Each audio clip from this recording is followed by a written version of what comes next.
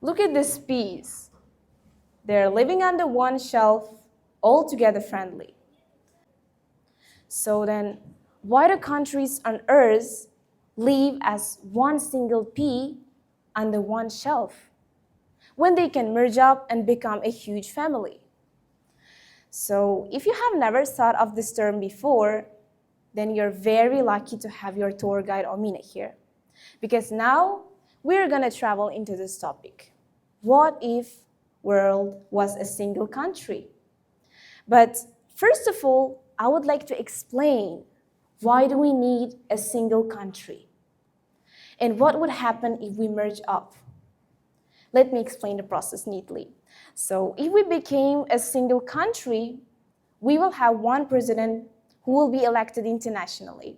However, there will be an international governance who will also take part in making decisions. And the opinion of each nation will be considered.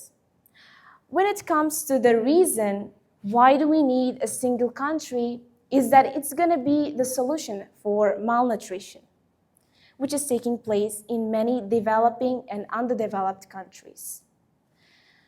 Now, I spoke for about 1 minute, right?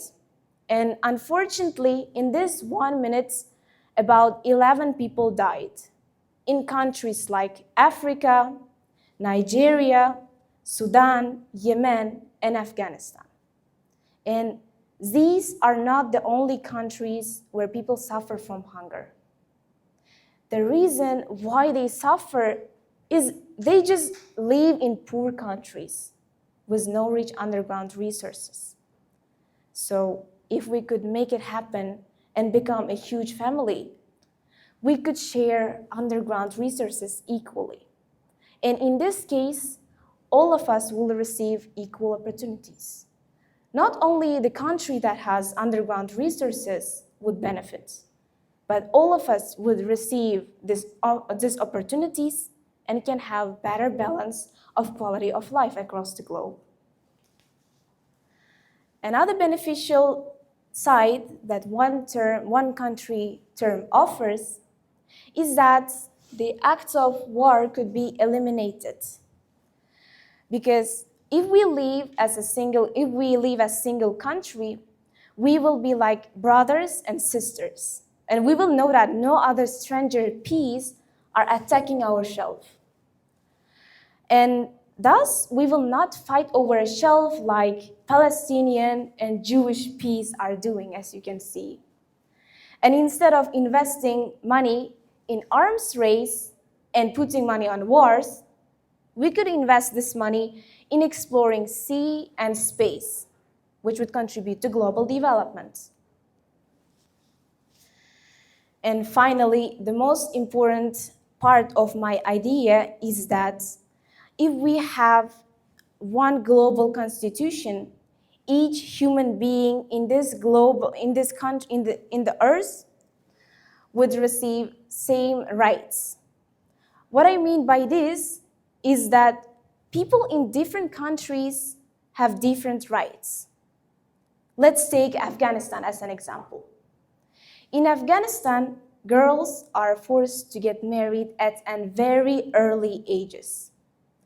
And the same situation happens in Iran.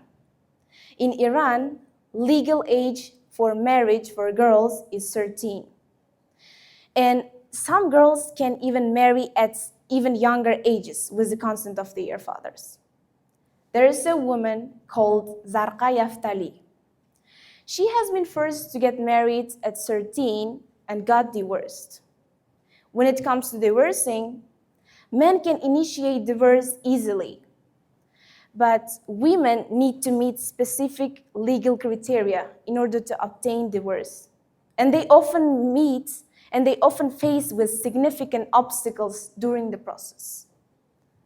And also under Iranian law, women receive half the share a man would receive in similar circumstances.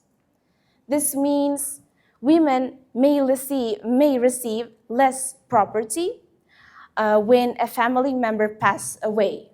So Why do girls in countries like USA receive same opportunities as boys and receive same education as male students?